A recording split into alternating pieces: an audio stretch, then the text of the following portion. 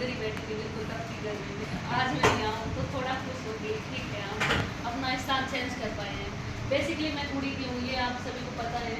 और मेरी जो एजुकेशन हुई है 8 तक कुड़ी में छोटी सी एक प्राइवेट स्कूल थी, वहाँ हुई थी। और 9th और 10th मैंने कुड़ी की जो गवर्नमेंट स्कूल है में वहाँ से की थी। और मैंने उस टाइम अपने गाँव में टॉप किया था 10th क्लास में। तब से ही मेरे घर वालों ने ऐसा सोचा कि थोड़ा पढ़ाते हैं, मतलब जॉब लग जाएगी। 10th तक ऐसी सिचुएशन नहीं थी कि आगे सोचा वो किसी ने कि IAS बनाएंगे या ऐसा कुछ होगा। फिर 11th और 12th में मेरा फिक्स था कि मुझे मैथ्स लेनी है, जिसका एकमात्र रीज़न था कि लड़कियां मैथ्स नहीं लेती हैं। तो मुझे यही था कि जो लड़कियां नहीं करती हैं वही करना है सब मुझे। जैसे मेरे बाल अभी तक छोटे हैं, तो इसका भी वही रीज़न है कि लड़कियां बाल छोटे नहीं रखती। तो मुझे था कि जो लड़कियां नहीं करती हैं वो सब मैं करूँगी।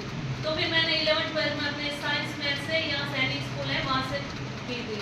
और 12th में मेरे अच्छे मार्क्स के साथ मैं पास आउट हुई थी यहाँ से।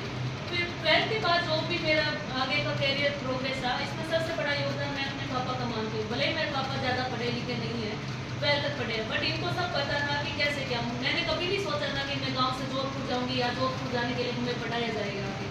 बट पापा ने वो एडमिशन PTV होता है उसमें फॉर्म वगैरह सब पापा ने लगा दिए थे। इनको था कि बस छोटी मोटी जॉब लग जाए कि मेरी लड़की सुरक्षित रहे जहाँ भी रहे। तो PTV में नंबर आने के बाद मैंने जहाँ मम्मी और भाई हम जोधपुर शिफ्ट हुए थे, वहाँ हमारा अभी भी रेंटल एकोमोडेशन ही है।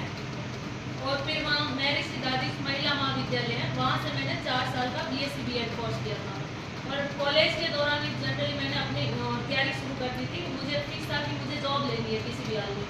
बिना जॉब लिए अपना इतना ही होता है कि जैसे ग्रेजुएशन हुई पढ़ना की भेज दो, अपने पास ज़्यादा टाइम नहीं होता है। और लड़कियों के पास बिल्कुल नहीं होता है, क्योंकि 4 साल का एक लंबा कोर्स था। मैं 4 साल करती तब तक 21 मेरी एज हो जाती थी। यहाँ एज ऐसा होता है कि हाँ 21 साल वो बहुत बैरियर आते हैं। तो मुझे फिक्स था कि मैं जैसे जॉब ले लूँगी मुझे कुछ फ्रीडम मिलेगी।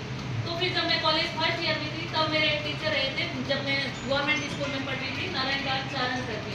उन्होंने मुझे फर्स्ट ईयर में वो मिले मुझसे कि तुम क्या तैयारी कर रही हो। तो मैंने सोचा था कि मैं SSC CGL का करूँगी जिसमें कस्टम वगैरह में जाते हैं। तो उन्होंने बोला ये तुम्हारे लिए नहीं बना है, तुम्हें IAS का करना चाहिए। मुझे इससे पहले IAS वायस किसी भी चीज़ का कोई पता नहीं था। तब उन्होंने मुझे बताया कि सिलेबस इस प्रकार से होता है, ये पोस्ट ये होती है, इसकी शक्ति वगैरह ऐसे होती है। तब मुझे पहली बार लगा कि हाँ मुझे इसी चीज़ की तलाश थी जिससे मैं जा सकती हूँ। क्योंकि एक अच्छी पोस्ट के बिना हमारी कोई आवाज़ सुने, विशेषकर लड़कियों की कोई घर में भी आवाज़ सुने पॉसिबल नहीं था। और मेरा ये था कि मुझे संतुष्टि नहीं थी, मुझे ये था कि मेरी भी आवाज़ इक्वली सुनी जाए। मेरे घर में भी देखते हैं हम कि लोग यहाँ की वो आवाज़ नहीं सुनी जाती, उनको कोई इम्पोर्टेंस नहीं दी जाती। भले वो 1000 काम करे करके, लेकिन आवाज़ आदमी की सुनी जाएगी। घर में कोई प्रोग्राम होता था, फिक्स होता था, जो डिसाइड करेंगे करके मैं वही चीज़ें होती थी। उनको की कोई आवाज़ नहीं सुनी जाती, वो मुझे हमेशा खटकती थी। इसलिए वो था कि हाँ ये सर्विस ये रहेगी जिसके द्वारा मेरी आवाज़ को कोई काट नहीं सकेगा, मैं बोलूँगी उसका एक इक्वल इम्पोर्टेंस रहेगा। तो इसमें मुझे फिर बताया, तब मैंने शुरू किया था। अपने 3rd ईयर आता थे कि हाँ इसमें कुछ पढ़ते हैं, क्योंकि कोचिंग लेना वो इतना मेरे लिमिट में नहीं था, क्योंकि कोचिंग की फीस होती है UPSC की 3-3 4-4 लाख। और मेरे पापा इतना ही दे सकते हैं कि मैं अपनी कॉलेज कर लूँ। और जोधपुर में रहने करने का खर्चा तो बहुत ही भारी पड़ता है। फिर भाई भी है मेरा छोटा, उसे भी पढ़ाना था। तो मैंने सेल्फ स्टडी तैयार शुरू की थी अपने कॉलेज के 3rd ईयर से। 3rd ईयर और 4th ईयर आता थे, ये था कि जैसे कॉलेज होगी मुझे एक जॉब चाहिए, जॉब नहीं होगी तो कुछ नहीं होगा, आगे कोई पढ़ाने वाला नहीं है। और जैसे मैं किसी को बताया है कि UPSC करती, पहली बात तो UPSC किसी को पता नहीं था, क्योंकि इतने आसपास के कोई पढ़े लिखे होते नहीं है। तो सबने एक मजाक की तरह लिया कि कोई छोटी मोटी सर्विस होगी। और जिनको UPSC पता था उन्होंने यही बोला कि ये बहुत बड़ी सर्विस होती है, इसमें 8-10 साल लग जाते हैं और लगते भी नहीं है। काफ़ी एग्जाम्पल दिए कि उन्होंने प्रयास किया लेकिन उनका हुआ नहीं, वो टीचर बने ऐसे काट रहे सब चीज़ें।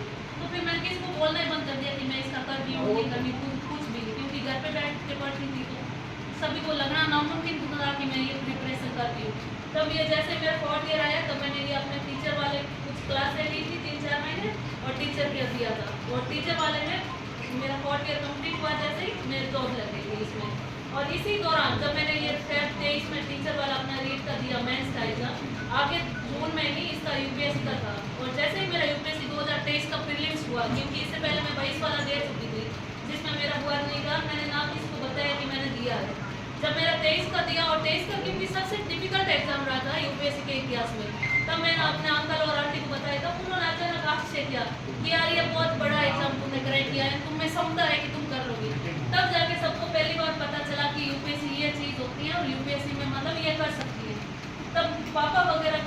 विश्वास हुआ कि हाँ, बट हमेशा ये था कि पापा ने हमेशा मेरे पे विश्वास रखा। कभी ऐसा नहीं रहा कि लड़की है तो कहाँ जा रही है, कहाँ पैसे खर्च करेगी। अपना एटीएम जो सैलरी अकाउंट है वो हमेशा मेरे पास रखा, उसको हमेशा मैं हैंडल करती थी, लेकिन कभी नहीं पूछा कि